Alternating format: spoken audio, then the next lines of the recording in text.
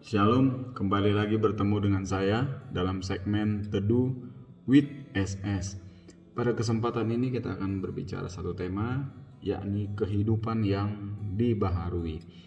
Kita lihat satu ayat di dalam 2 Korintus pasal yang kelima ayat yang ke-17. Saya akan bacakan. Jadi siapa yang ada di dalam Kristus, ia adalah ciptaan baru. Yang lama sudah berlalu, sesungguhnya yang baru sudah datang. Saudaraku yang dikasihi oleh Tuhan, setiap manusia, siapapun itu, baik dia yang mengenal Tuhan ataupun yang tidak mengenal Tuhan, pada dasarnya ingin adanya perubahan di dalam hidup mereka, baik secara ekonomi, sosial, dan lain sebagainya. Mereka pasti menginginkan adanya perubahan dari yang tidak baik menjadi baik, dari yang lemah menjadi kuat, dan seterusnya. Namun perlu disadari bahwa hidup kita di dalam dunia ini, khususnya bagi anak-anak Tuhan, kita harus menyadari bahwa hidup kita ini hanya bersifat sementara saja. Suatu saat kita akan meninggalkan dunia ini dan kembali kepada Sang Khalik. Firman Tuhan mengatakan umur manusia saat ini 70 tahun. Kalaupun kuat 80, dan selebihnya adalah kesusahan.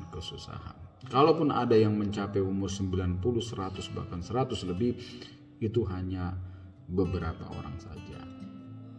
Saya berbicara pada umumnya 70 dan 80, selebihnya adalah kesusahan. Dan setelah itu kita akan kembali kepada Pencipta, yaitu Tuhan kita Yesus Kristus. Untuk itu, karena kita tahu hidup kita sementara dan batas usia 70-80 sesuai dengan firman Tuhan, maka yang lebih penting berubah dalam hidup ini bukan sebatas perubahan yang bersifat jasmani saja. Justru yang lebih penting adalah hal-hal yang bersifat rohani. Iman kita bertumbuh, tidak lagi kita hidup dalam kehidupan yang lama, karena Rasul Paulus mengatakan hidup kita sekarang adalah ciptaan baru setelah kita ada di dalam Yesus.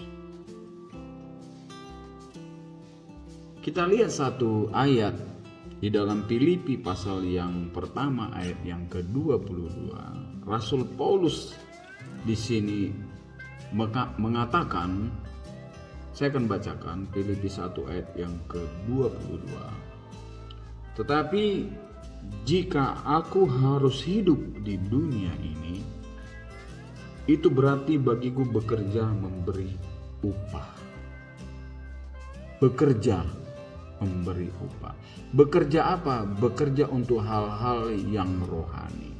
Saya mau katakan pada kesempatan ini, bukan tidak penting hal-hal yang jasmani. Hal-hal yang jasmani itu penting, mendukung kita, mendukung pelayanan dan lain sebagainya.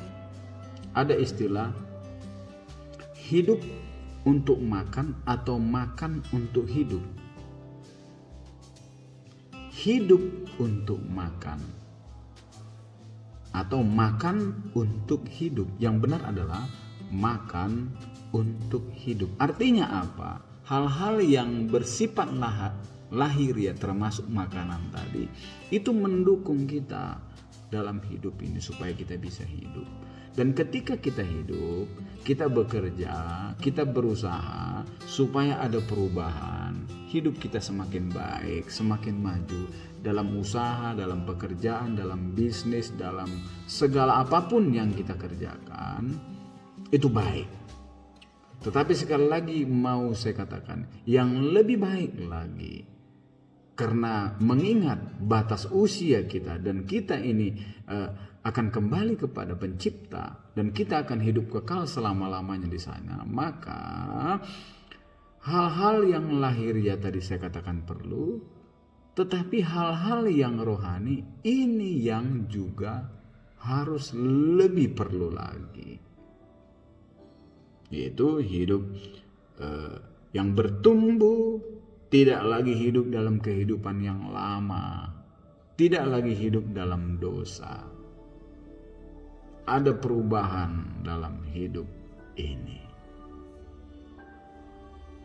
Itu sebabnya Rasul Paulus mengatakan tadi dalam Filipi pasal yang pertama ayat yang ke-22, tetapi jika aku harus hidup di dunia ini, itu berarti bagiku bekerja memberi upah. Bekerja. Dia bekerja untuk hal-hal yang lahiriah, ya. Dia bekerja untuk mendukung pelayanan dia. Dia bekerja membuat tenda, lalu hasil uang dari penjualan tenda ini dibuat untuk makan, dibuat untuk pelayanan, dibuat untuk pergi memberitakan Injil, biaya-biaya yang harus dibutuhkan. Dan teramat lebih, dia bekerja untuk Tuhan. Dia pergi dari satu negara ke negara lain, kota, desa, memberitakan Injil, membuka pelayanan, berkorban untuk Tuhan. Dia memberi buah yang terbaik untuk Tuhan. Jadi ada hal, ada keseimbangan. Jangan kita dalam hidup ini hanya bekerja untuk hal-hal yang lahiriah saja, tetapi kita juga harus melakukan hal-hal yang baik untuk di kehidupan yang kekal. Itu yang harus kita perhatikan. Ada banyak anak-anak Tuhan, bahkan orang-orang di saat ini, dia bekerja mulai pagi, siang, sore hingga malam, malam hingga pagi, kepala menjadi kaki, kaki menjadi kepala, untuk mencari hal-hal yang lahir. Dia lupa dan bahkan mengabaikan, bahkan tidak sama sekali bekerja untuk hal-hal yang rohani. Untuk apa? Apalah gunanya firman Tuhan mengatakan kita memiliki seluruh dunia ini tetapi kita kehilangan nyawa kita. Kita harus bekerja untuk memberi upah untuk di kehidupan yang akan datang. Jadi saya mau katakan, hidup yang diperbaharui adalah hidup yang menghasilkan buah yang baik untuk kemuliaan nama Tuhan. Seperti tema kita di atas tadi, kehidupan yang diperbaharui. Yakni sekali lagi, kehidupan yang diperbaharui itu ialah menghasilkan buah yang baik untuk kemuliaan nama Tuhan.